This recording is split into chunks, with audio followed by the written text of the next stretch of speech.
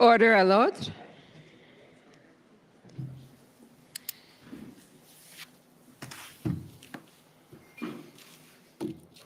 The Public Order Emergency Commission is now in session. La commission sur l'état d'urgence est maintenant ouverte. Good morning. Bonjour. Good morning. Okay.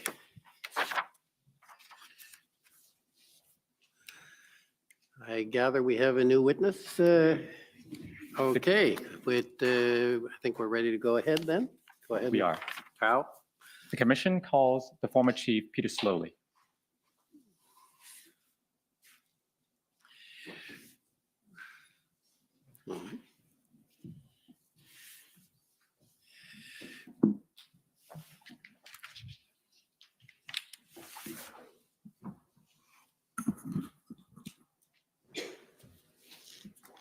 Sir, will you swear in a religious document or do you wish to affirm?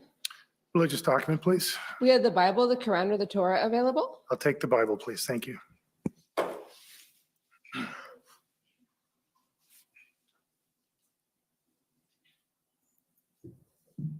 Thank you.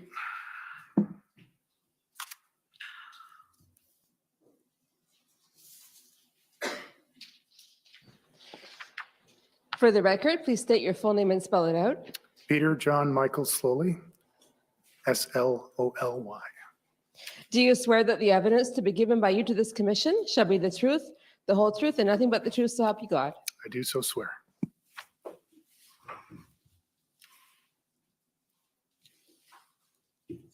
Thank you. Good morning, Commissioner. Morning, sir. Okay, go ahead. It's Frank Au, Senior Counsel for the Commission. Morning, Frank. Good morning, Mr. Slowly.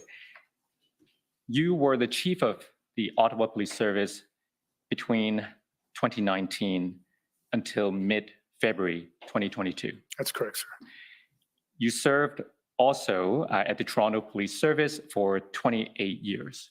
That's correct. Well, just 27 and change, but thank you. You rose through the ranks from being a constable in 1988 to deputy chief in 2009. That's correct. You left the service in 2016, Yes, I did. and then you spent some time in private sector. That's correct. Now, I understand that when you first joined the Toronto Police Service, there were relatively few members who had a university degree who were new recruits. Yeah, that's correct. But you had a BA in sociology from McMaster University, That's correct. and later you got an MBA from York University. Yes, I did. Now, you were trained in the incident command system, Yes, I was. and tell us more about your training. I received incident command system training from 100 to 400 levels. I received additional training here in Ottawa. I consider it 500 level. Essentially, it's a district operations commander, which allows you to command a multi-site major incident over a protracted period of time. So I had designations up to, I don't know if it's the right terminology, but a 500 level. And I had practical experience at every one of those levels in terms of being part of incident command. So either being an incident commander, what is now known as an event commander, major event commander, or major incident commander, through to a district operations commander, mostly in my time in the Toronto Police Service and also during my 2 tours of duty in the United Nations Peacekeeping and Mission. Now, you also had training and experience with the public order units. That's correct, sir. Tell us about that. Again, I received public order unit training both through the Toronto Police Service. It's a little bit fuzzy now because this is going back to the early 2000s, but there was also a provincial standard training course that took place out in a rural community that I can't remember. And then there was national training sessions that we did from British Columbia across the country. You also mentioned just earlier that you spent some time on a United Nations peacekeeping mission. Yes. Tell us about that. I was fortunate enough to have been selected by then Chief Fantino to represent the Toronto Police Service. I think at that time I was the first senior officer from a municipal police service to be part of a UN peacekeeping mission that had been organized through the RCMP. I was deployed to Pristina in August of 2001 and completed 2 tours coming back home in 2002 I was the Canadian contingent commander. This was a mission with where the police of jurisdiction actually had full powers of policing, including use of force detention, while building up a local Kosovo police service. It was also during 9/11 and a very significant and complicated and volatile zone. When you attended an interview with us and my commission colleagues, you described that experience as the best professional and personal experience you've ever had. Why was that? I just tested and stressed and challenged and grew me in literally every single way possible, physically, mentally, emotionally. I'm a very spiritual person. It allowed me to see parts of the world I don't think I'll ever get back to see again, and to be involved in a unique, challenging, and often tragic set of circumstances, but one that opened my eyes to the conditions globally. I had a chance to work with 53 different police services from around the world, and so that was also an opportunity to learn the good, the bad, and the indifferent of progressive policing at the turn of the century.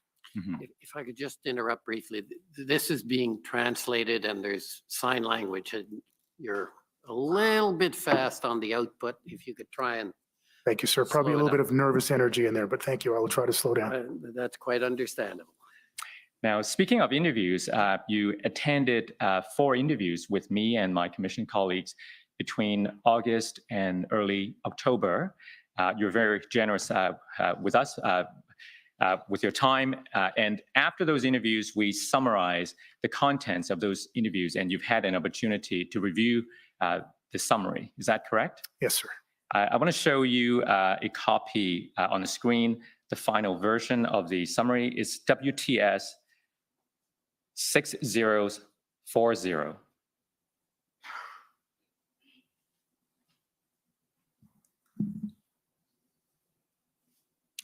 Now, is this the version that you approved? I trust it is, sir. Okay. Is there any correction that you'd like to make to this summary? No, thank you. So this will be adopted and be an exhibit. Now,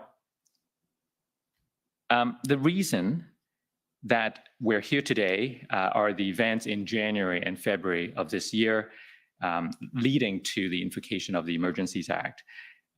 As the Chief of Police in Ottawa at that time, you're uniquely positioned to give us a perspective and to help us understand. But to really understand, I think we need to go back further to when you started with the Ottawa Police Service. Mm-hmm. Tell us about the circumstances of the Ottawa Police Service in which you found yourself. Well, when I was being recruited for the position, it was very clear to me through the recruiter on behalf of the board that through their consultative process with service members and community members, that the Ottawa Police Service needed to be significantly changed. Operationally, administratively, from an HR standpoint, the usual sort of change processes that large organizations require on a regular basis, but very specifically culturally. Internally, there was a culture that was less welcoming, less inclusive, less diverse, less equitable, and that had impacts on things like workplace harassment, member morale. Externally, that translated into a real or perceived level of trust in the broader community, but specifically in racialized and marginalized communities, that the service wasn't, in some cases, appropriate enough, and that there was a declining level of trust and confidence. Any one of those things would have been a major change agenda for any external chief coming in. All of those combined required a significant effort of change management and change leadership that I was asked on behalf of the board as the incoming chief to deliver over the course of my 5-year contract. Mm-hmm. If I could call up your CV, the document ID number is COM 50759.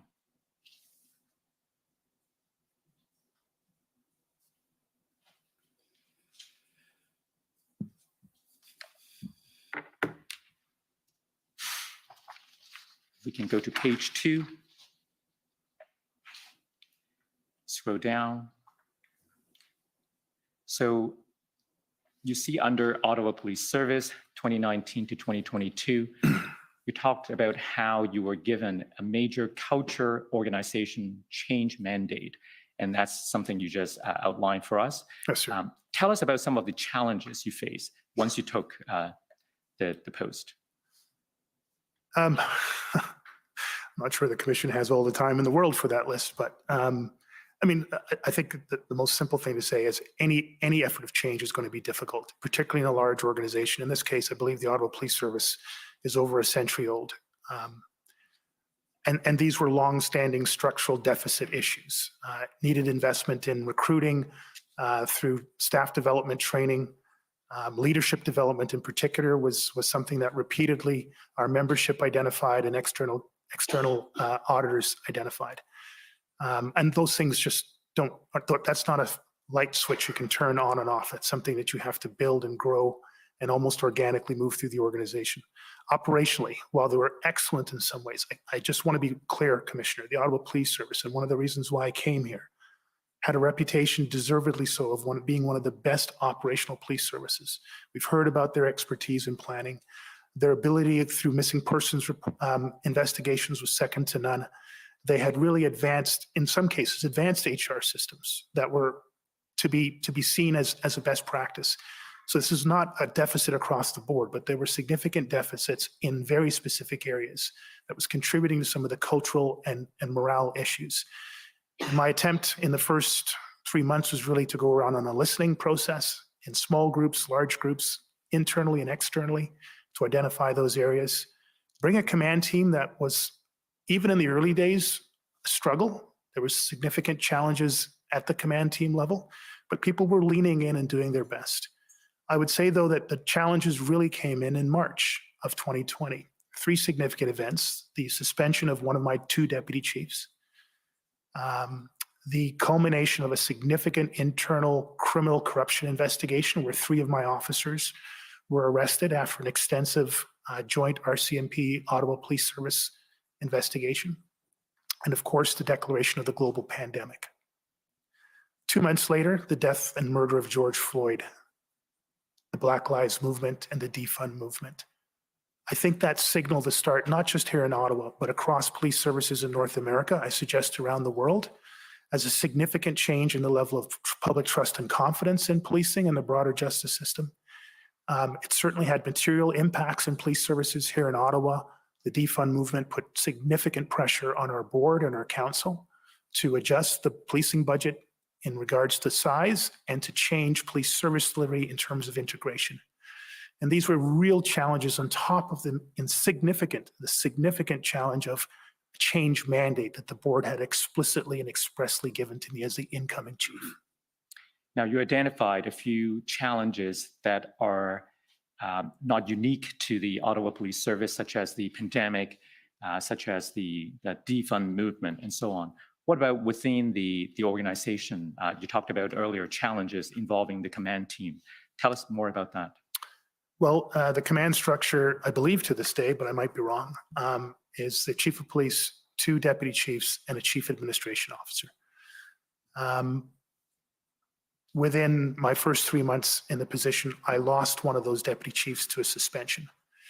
That then required me to accelerate a succession plan that truly wasn't ready for acceleration, and bring in a series of 3-month assignments to the rank of the superintendent. I had 2 very experienced senior officers at that time. Both superintendents had a lot of experience, and so I rotated them for the first year. But within that year, both of them retired. And after that, the rotation went further into the superintendent ranks. Some were really good fits, some struggled. But it was a very suboptimal situation. In 2021, in the early part of the year, the board made a decision to end the contract of my chief administration officer. That then required me to look at my command level, and the only person that I could put into that position was Deputy Chief Bell. So essentially, for almost the full year leading up to the events of the Convoy, I had 1 full-time deputy chief who was in a civilian position as a chief administration officer, and I was rotating 2, for the most part, 2 uniform superintendents through the deputy chief process. Again, full respect to those individuals. They stepped up, in some cases volunteered. When I asked, they stepped up, and they did their very best in very, very difficult circumstances during probably the most difficult time in Ottawa police history and in policing across Canada. And so I have nothing but praise and thanks for them. but it was a suboptimal situation that everyone was struggling to make the best of. Now, did that happen in 2021, you said? Well, the suspension of Deputy Chief Jaswal was in 2020. Mhm. The subsequent retirements of my two most senior superintendents happened over the course of 2020 into 2021. The separation of the Chief Administration Officer was in early 2021. So for the majority of 2021, that circumstance of Deputy Chief Bell being in an administrative function and two superintendents operating in the uniform functions was the situation that I was managing with. So at the most senior executive level, you were having rotating staff, so to speak. What impact did that have on the rest of the organization at that time? As a cascading impact on down the way, as you move any officer from one level to the next on a temporary position, not a permanent promotion, you then affect the next level and the next level. I remember once in Toronto, someone said every time we promote a new chief, we have to change out 7 positions below. I don't know if it's the exact calculation, but that's the ripple effect. So it not only destabilizes the executive level, it destabilizes to a degree the other parts. There are always benefits. I mean, people are given stretch opportunities or given leadership opportunities earlier than they maybe normally would have. And again, some rise amazingly to that. Others do an excellent, good job, and others struggle. But it does create churn in the organization that was already in churn based on all the changes that were mandated by the board and the massive external churn by the factors such as the death of George Floyd and the global pandemic. There's another factor that, for me, as a newcomer to the city, as an outsider chief, I think we can all remember in the early days of the pandemic, the lockdown and the requirement not to meet in public was significant. One of the most important ways that any leader can get to know their own members and the community or the clients that they serve is to meet in person. So much is lost on Zoom, and emails and text messages never cover it, as we've seen in testimony here. But I lost that opportunity 3 months into my mandate to actually sit down with my members in the cafeteria and have a cup of coffee with them, to have small group focus group meetings, which I did extensively in my first 3 months. And even when we could get together, we were masked up so we couldn't see facial expressions. And we were spaced out across a big gymnasium, so we couldn't really communicate. We had to literally shout at each other.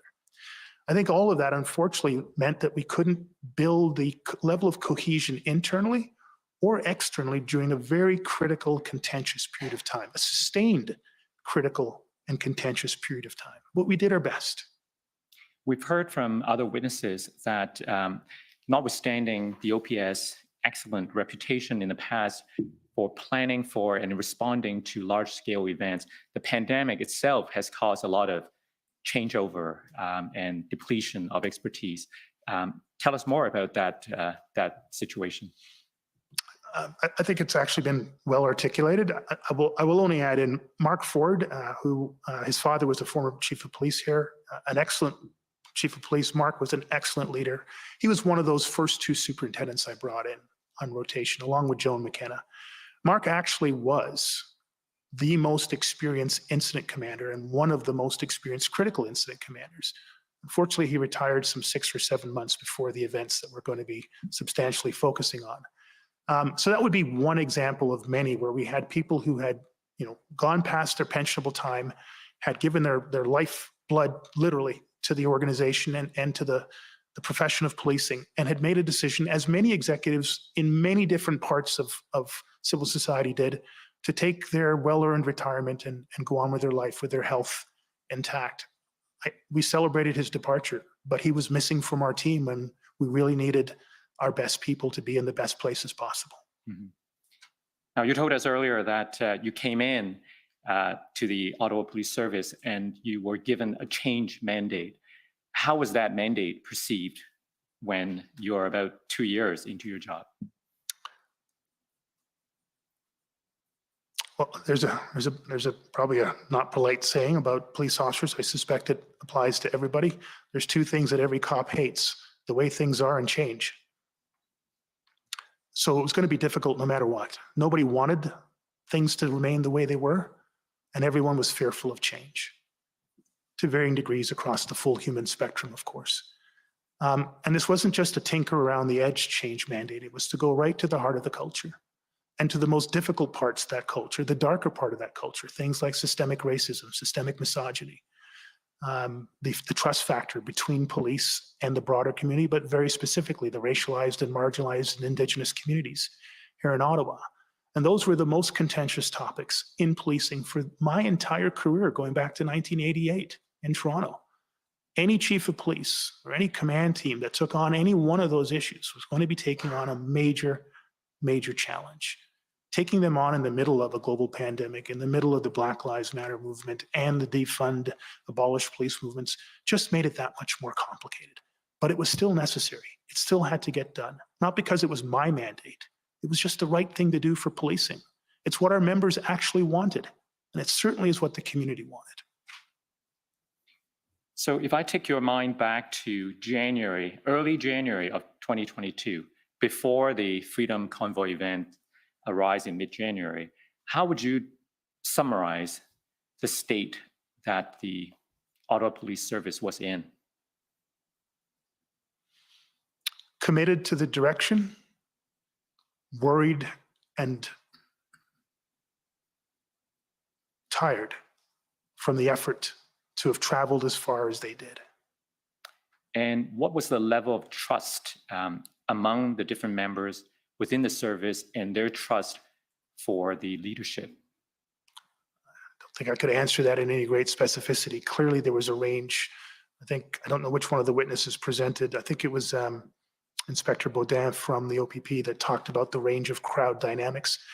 Human nature is human nature, sir. No matter what organization you're in, you're going to get some 5% that will adopt everything that's said without questioning, 5% that will resist mightily anything that is said with all sorts of questioning, and then some range in between of people that will move if they're incentivized or if they feel there's a sufficient altruistic value around it. I think those crowd dynamics play out in any crowd group, including the group in this room here today. Now, with that context, let's talk about the beginning of the Freedom Convoy events. When did you first learn about the Freedom Convoy? My recollection, sir, was a February 13th Hendon report. February? Sorry, January 13th. You may need to check me on dates a little bit. I believe that was a report that came into my inbox for whatever reason that day, and it was an extremely busy period. We were still dealing with a multiple death explosion in our city that killed some 4 or 5 people. But I did have a chance to glance through the report. Certainly there was enough information for me to know that this could be a significant event in the near term. My recollection is that I forwarded that email to Deputy Chief Bell and Acting Deputy Chief Ferguson. I understand that there hasn't been an email to show that, but that was my recollection. But irregardless, somewhere on or around February 13th, there was a direction to Deputy Chief Bell to commence an intelligence review of all the circumstances around what was being purported to be a convoy coming to our city, and to lead to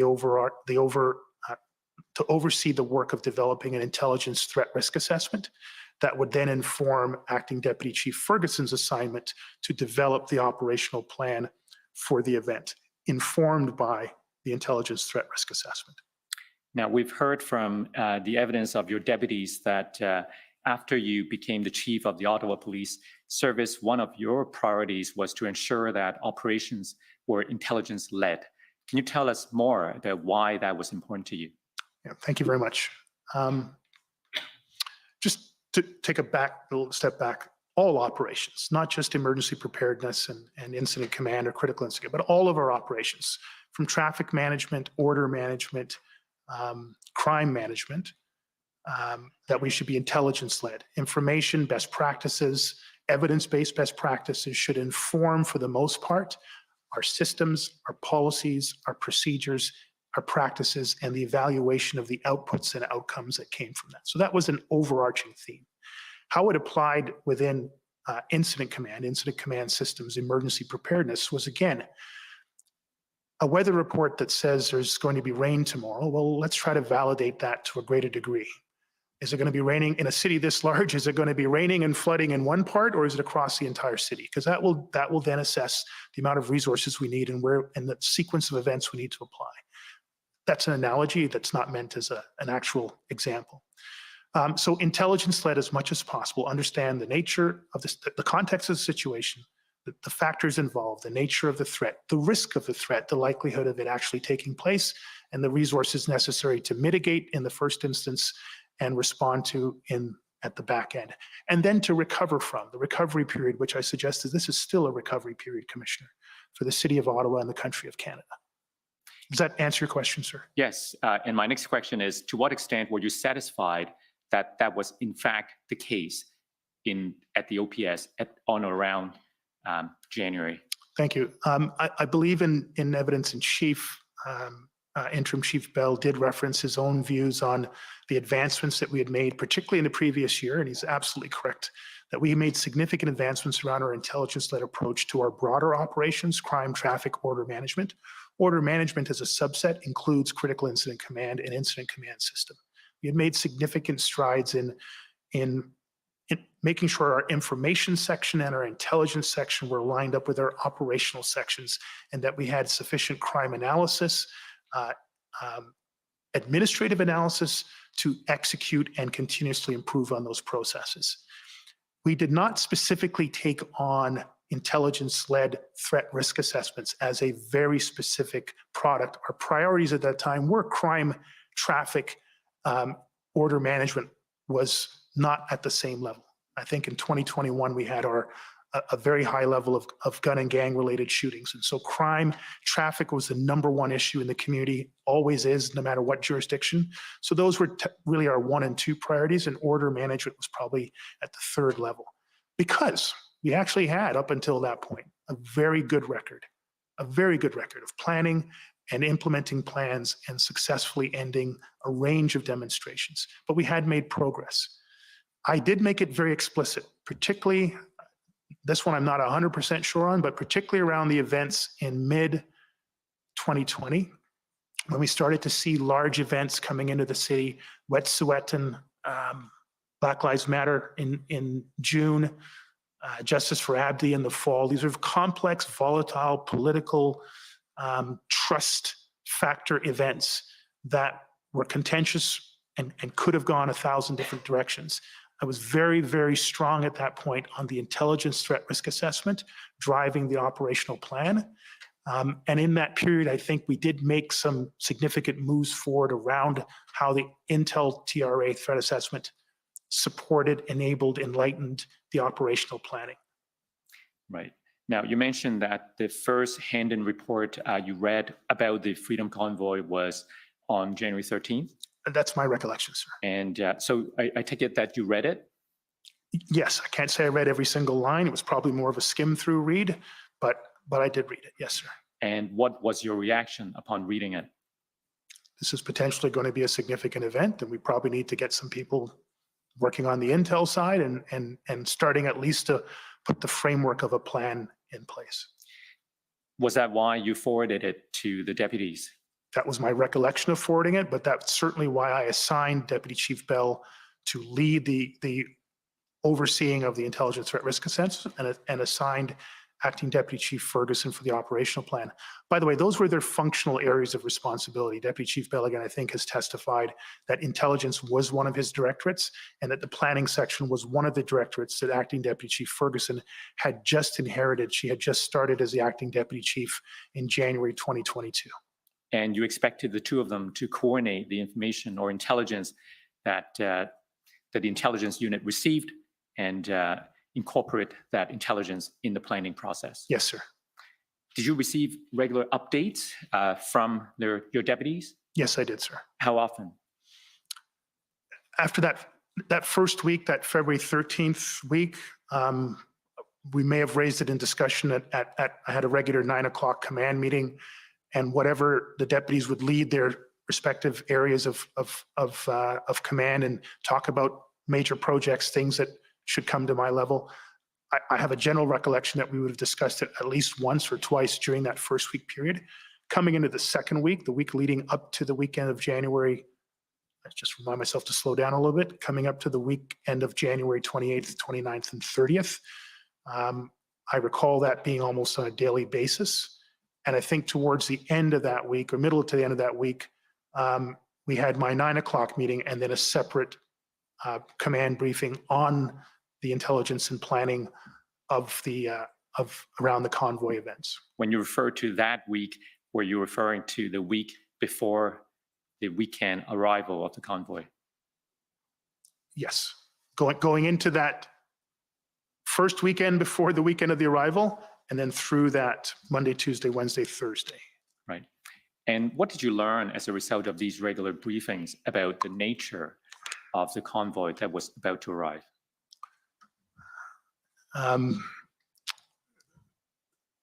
My early impressions was there was, to some degree, some doubt as to whether or not this was actually going to materialize.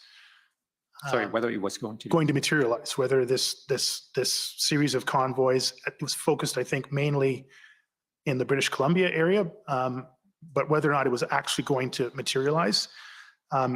Clearly, as the days went on and Hendon reports came in, mainstream media, social media started to follow it more. There was certainly a sense that no, there's going to be something that comes from as far away as St. John's, Newfoundland, and from Vancouver, British Columbia, and other parts in Ontario itself. The briefings that I was getting was that those two areas were working together. Our intelligence group were connected in with all of our policing partners, municipally, provincially, and federally. The Ottawa Police Service Intersect program had been engaged early around information sharing, intelligence gathering, operational planning, confliction, deconfliction, and coordination. All of those things were sort of standard for any major event that had occurred under my tenure as a chief of police and had been well established going back some 15 years under previous chiefs of police. So there was nothing out of the ordinary. Certainly things from a process standpoint, I saw what I expected to be the level of communication, coordination internally, communication, coordination with our key partners in the National Capital Region, and even more broadly, given the national scope of what was unfolding, that we were engaged with a range of other police services across the country. Now, in that week leading up to the arrival of the convoy, what was your understanding as to the duration of the event? Again, all of the reports, the briefings that I was receiving through my chain of command was that this was going to be a weekend event, some arriving the Thursday, more arriving the Friday, the bulk arriving for planned or at least scheduled events on the Saturday and the Sunday, that there might be some remnant that would stay behind, but that remnant would be similar to other demonstrations that had come through where people stayed in the National Capital Region for a variety of reasons, but in some cases setting up small tent cities that would at some point over the subsequent days, weeks, and in some cases months, would be gradually through a measured approach with multi-agency involvement from NCR and the city. They would be eventually moved either to a better location or moved back to wherever they had originally come from. Now, during that period, did you continue to receive regular Hendon reports? I was on the mailing distribution, so it came into my inbox. I could also see there were other Ottawa Police Service members on the distribution, and by that point, I had explicitly asked and had been told that members within Deputy Chief Bell's command and Intelligence Directorate were receiving Hendon reports, were involved in Hendon-related briefings, and that those reports were informing the intersect discussions of threat risk assessment. Did you continue to read the Hendon reports when they landed in your inbox? Not every day, sir. I would, if I had the ability, I would, again, usually skim through a document. I do recall sort of in the middle to the back end of that week on a daily basis doing a deeper, more full read. But at that point, I was anything that was coming in, including emails from private citizens about this, I would try to skim read. And if there was something relevant, I would usually just forward the email over into Deputy Chief Bell's command and copy in his Intelligence Directorate commanders to make sure that they had the information and they could collate that into their larger threat risk assessment. Now, you spoke about your understanding during that period that it was going to be a 2-day or weekend event. Was that understanding based on the executive briefings that you got, or a combination of that, as well as other sources, including the hand-in reports that you did receive or read? Yeah, the latter, the sum total of everything that I was reading or being briefed on, that was on balance, the assessment. And the totality of information or intelligence that you got did not change your view at the time that it was going to be a 2-day or weekend event? That's correct, sir. And what was the nature of your role as the chief at that time as compared to the 2 deputies who were assisting you? Maybe not sure. So let me be more specific. In terms of the collection of, or the analysis, or the dissemination of the intelligence within the OPS for the purpose of planning a response, what were the respective roles of you as the chief as compared to the 2 deputy chiefs who were assisting you? Every chief of police or commissioner is accountable and responsible for everything in the organization. But I had specifically delegated those responsibilities to the 2 individuals, Deputy Chief Bell and Acting Deputy Chief Ferguson, to oversee and ensure that there was an appropriate level of threat risk assessment, informing an appropriate level operational plan. Would it be appropriate for you to ask questions, for instance, when you received additional information? Absolutely. On any issue, whether it was an HR matter or a professional standards investigation, if at any point there was a data point or a context issue, something that didn't seem to make sense, I would always ask a question just to make sure that I understood the circumstances that they were dealing with. And if appropriate, I could provide advice or direction as required. And did you direct Deputy Chief Bell to conduct or have someone conduct a threat risk assessment? That's entirely the direction that he had. That was his responsibility. Was that something ordinarily done in response to this kind of event, or was that something particular to this situation? Yeah. I want to be clear about something. Deputy Chief Bell himself wasn't to sit down at his desk and conduct a threat risk assessment, but through the resources and the directorates that he oversaw, to oversee that there was an appropriate threat risk assessment. Yes, that was his direction, sir. But was it an ordinary process for a threat risk assessment to be conducted in response to any major event?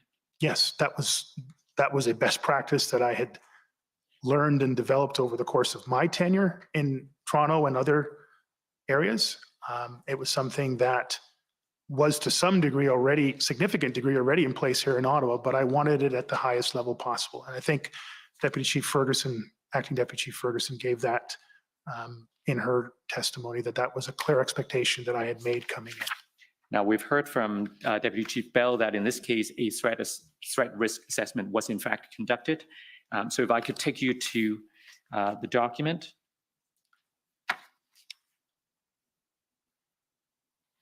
OPS 403073. Actually, this is not the threat assessment, but this is an email you wrote after reading the threat assessment. Do you recall having read the threat assessment that was prepared?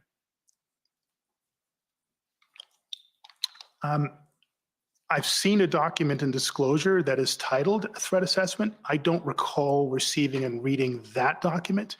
I did read the threat assessment that was embedded in the pre-arrival operational plan that I received on January 28th. Right. So now this one, this email chain, the part that was sent by you was dated January 26th. So, and if we go, so you see that, actually, if we go down further to see the origin of the chain. So, not so far. Do you remember receiving an email from a concerned citizen about the potential violence of the upcoming event? And if we scroll up, you forwarded this email to your deputies and you outlined the concern. If we scroll down to the next page, you described what the concern was. And then you said, yes, yet our briefing note as of last night says that there is no intelligence to indicate that this demo straying will be violent. And you you issue this guidance, please review all available information, intel, incidents, and ensure we have the most accurate threat assessment and the most appropriate operations plan for the event. Now, it's not entirely clear from this email whether or not you've read a threat assessment, but you were certainly aware that there was one. Yeah, what I'm referring, sorry, thank you, sir. What I'm referring to, I believe, is just a briefing note. I don't know what that would have been in the form of. It could have been an email that was sent around before last night that said there was no intelligence to indicate this was going to be violent, but it wasn't the threat risk assessment document in any of its versions that I was referring to. I see.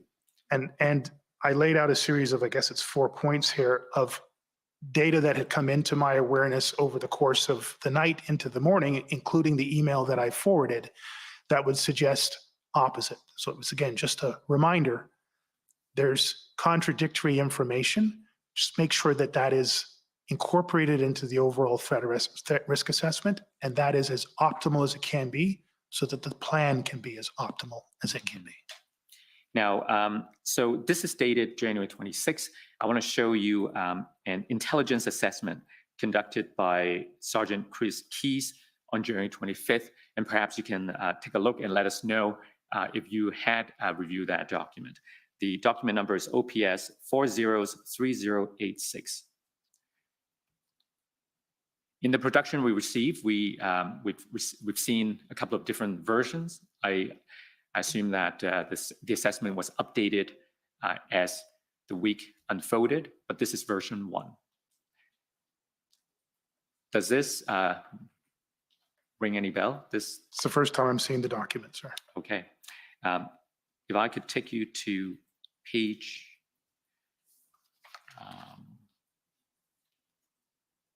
5.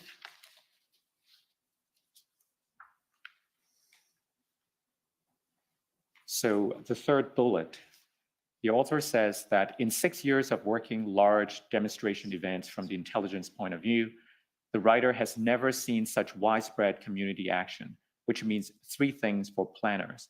First, in the event is likely going to be bigger in crowd size than any demo in recent history, possibly on par with Canada Day events, but more destructive.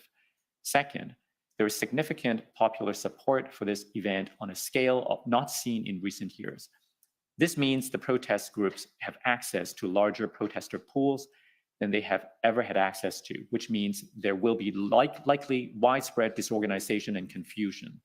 Third, local area bandwidth for cellular mobile devices will be impacted significantly, causing communications issues for both the police and the event organizers. Planners should be ready to have police radios on hand to avoid clogged cellular networks. This is an example of the intelligence unit providing relevant intelligence to guide the planning of the events, right? Yes, sir. So it's an example of how it's supposed to be done. But there are suggestions here that this event is unlike some of the other recent events. There are signals here. Do you agree that it may be unprecedented? At this point, I wouldn't say unprecedented. I think he's actually, Sergeant Chris Keeves is one of our best intelligence operators. I had a chance to interact with him quite a bit when I was at the police service. I think he actually uses some very important language here that caveats his comments. He talks about recent years, not ever, and he does that several times in here.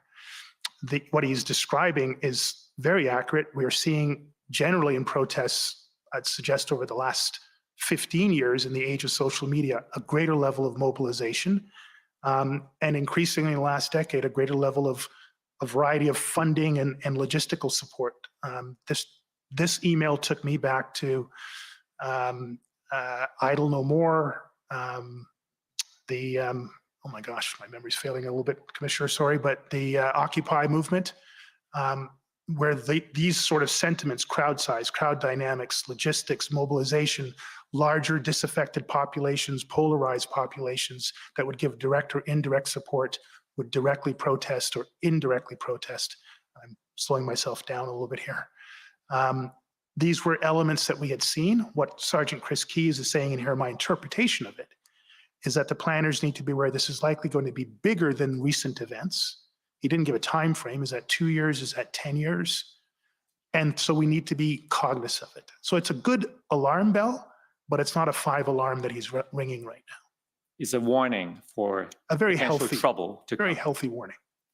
And the last line that was quoted in the last paragraph, as a result, law enforcement is being met with numbers of people beyond the norm. That's what you're saying, a larger crowd size. What would you expect your deputies to do with this kind of warning? Well, first of all, the deputies would ensure that this information is being shared amongst the planners, as was directed from an intelligence operator over to the planners. I would want to know that they had sufficient systems in place, that when a briefing note like this was produced, that it would go from the intelligence directorate to the planning team, and that it would be, again, used in real time as they were developing the plan in real time. And these are real-time systems. It's not one first and then the other. In real time, information is coming in, very fluid, very fast-moving, very complex situation. My sense from the briefings that I was getting was that that process was in place and it was functioning sufficiently. Would you expect your deputies to brief up and give you the warning? On a specific level like this, no. Okay, so let's go to another document.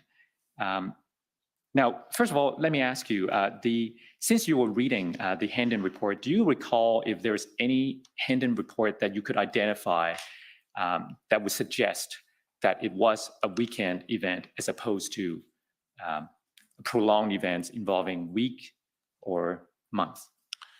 I saw Hendon reports that had elements of both, sir.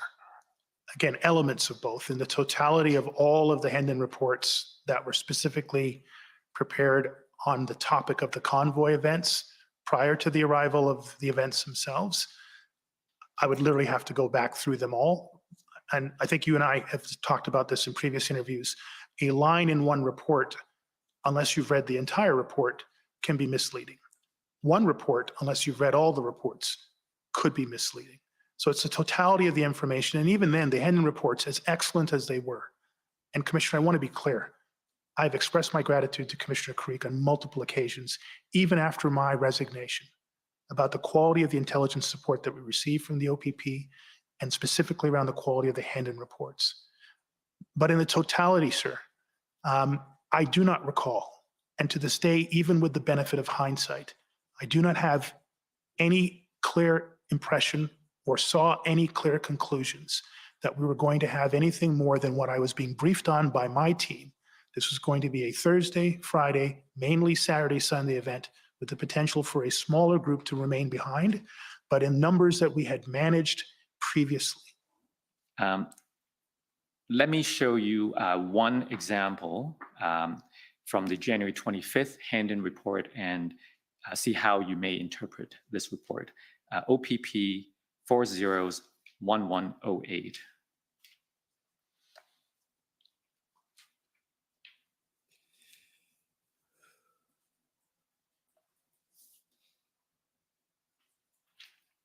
We go to page 3, please. Go down. So do you see the section that starts with intelligence gaps? First of all, what do you understand intelligence gaps to mean? Known unknowns.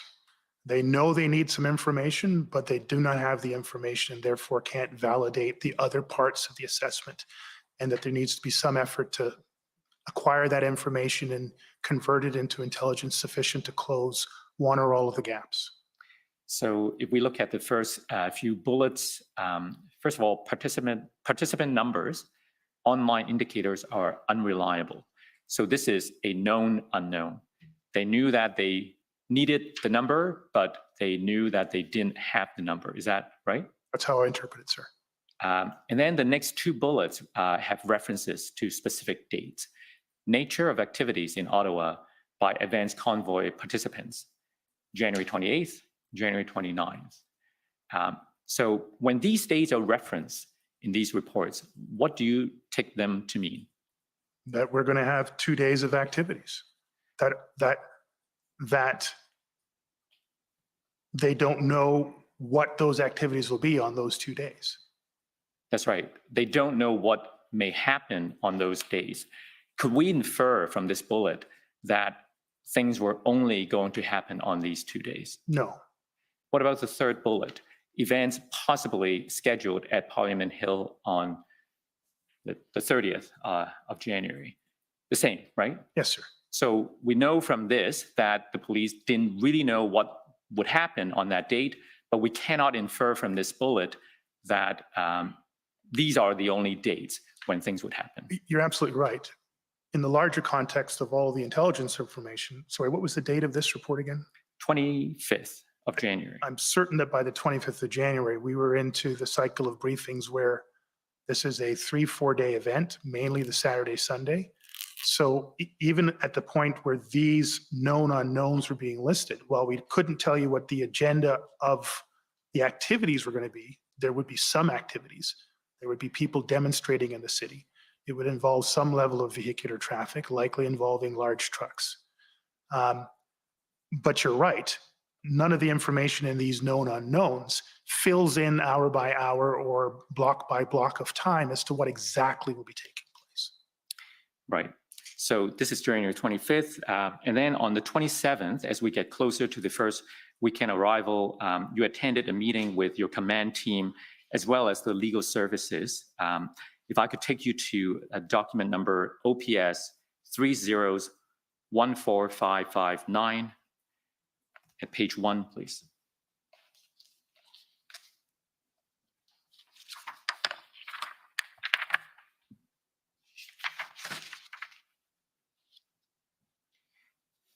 So if we scroll down slightly, do you see the last bullet? So first of all, the bullet that says chief questions, it sounds like at this meeting, you asked some questions. In the fourth sub-bullet, interdict tow truck equipment prior to it being used against us, heavy equipment within Convoy to take down barriers, a level of pre-planning we don't normally see.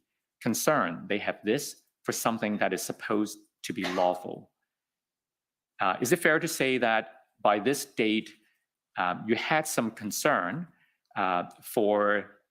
given the presence or anticipated presence of the heavy equipment when it was supposed to be something lawful, you were questioning, why are these equipments there? Yeah, that actually almost reflects, I want to say word by word, but certainly the sentiment of some of the intelligence that was in the Hendon reports. I can't remember the date of that. I do believe, and again, I stand to be corrected, Commissioner, evidence in chief was led by Interim Chief Bell that talked about the heavy equipment. There were efforts made to interdict, to prevent that from coming in or at least mitigate it. And I believe he said that this is not information I had as a time of chief, so I'm relying on Interim Chief Bell's testimony that in fact, much of that heavy equipment did not make it into the downtown core. And he described differently some of the equipment that did make it down there than what has been reported on previously in media. So as the chief, you had the strategic oversight, so to speak, and you were asking appropriate questions to ensure that those deputies who were reporting to you were doing their job when this kind of concerns arise. Am I correct? Absolutely. I mean, it could be as simple as, I think, a term that other people have given testimony on. You just need to kick the tires on different parts. Just make sure you ask questions at different levels, strategic, operational, and yes, sometimes tactical, to make sure that they're aware of it and they have put some effort into it and there's a reasonable approach to how they're going to address it. Now, we also understand from the testimony of Inspector Lucas that there was a potential that the OPS would be overwhelmed during the weekend of January 29th and 30th. I can take you to the transcript, but it was in evidence. So I guess my question to you is this.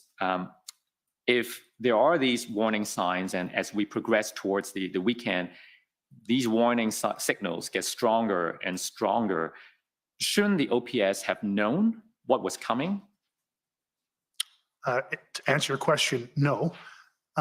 If you're asking, and I don't want to interpret wrongly your question, so if I go in the wrong direction, please pull me back. As the signals became stronger and stronger, what I would expect is, first, I would know the signals were getting stronger, and clearly we did. Secondly, that whether I asked about it or someone offered it, that we would have a constructive discussion around mitigation for those signals. I can tell you, I think it was the Wednesday that I received my first formal request through Acting Deputy Ferguson to reach out to fellow chiefs of police and request additional resources. If I'm wrong on the date, Commissioner, I'll stand corrected, but middle of the week, I reached out to London Police Service, York, I believe, Toronto, asking for general resource officers, but particularly public order officers. It's my recollection, again, I stand to be corrected, that around this date or on this date, I had another request to reach out for more public order. I believe in Commissioner Creek's testimony that he was aware of that request. He had 2 public order units that were sent to Ottawa. I don't believe they were under our ICS control, but they were in the Ottawa area and available. So that is what I would call Inspector Lucas signaling we might be overwhelmed by the numbers.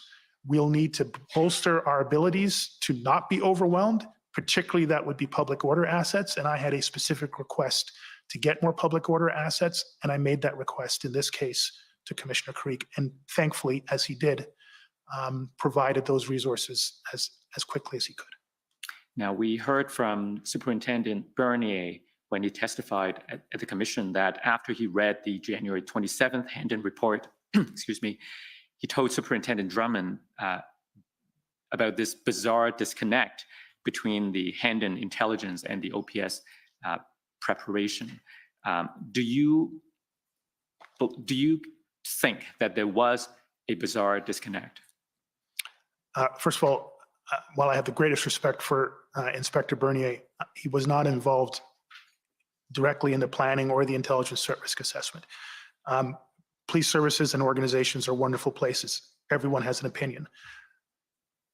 The briefings that I was getting from the commanders that had been assigned to the task, the people that they had assigned through their responsibilities to produce the information, some of which is displayed on the screen here, did not indicate that there was a bizarre disconnection. And do you think your deputies were doing the best they could? I think they were, yes, sir. And knowing what we know now and reflecting back on the way that the OPS handled or applied the intelligence they got, what lessons, if any, should we learn from that? Thank you. An important question, Commissioner. Frank, if I'm deviating too far, please pull me back. But probably one of my top recommendations for you to consider, sir,